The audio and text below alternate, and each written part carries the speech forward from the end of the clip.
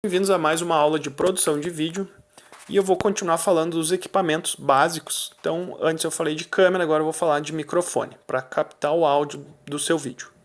Então, aqui à esquerda nós temos uma câmera profissional com um microfone direcional, que ele fica acoplado na câmera.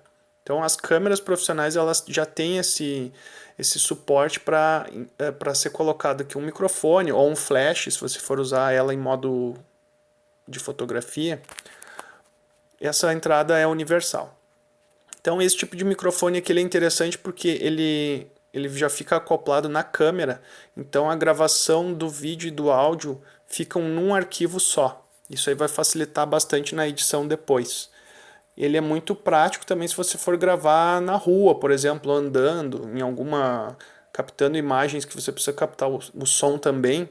Então ele já está tudo aqui num equipamento só, você vai ficar mais prático. Se a sua câmera não é profissional, ou se você vai gravar com um celular e quer gravar com um microfone direcional, talvez você tenha que ter um outro suporte para colocar o microfone.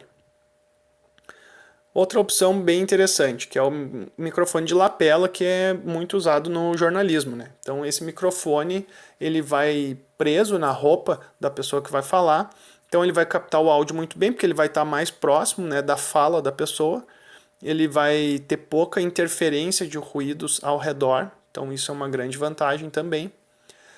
Só que a maior parte deles ele vai ter um gravador externo, né? Alguns modelos você grava num gravador externo o áudio. Então depois na edição você vai ter que juntar imagem e áudio. Tem que sincronizar e colocar os dois num programa de edição.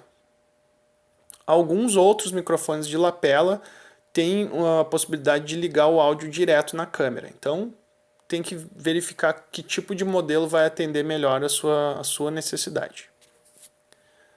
E a outra opção da direita aqui é o gravador. Ele é um gravador. Esse exemplo aqui é um gravador profissional.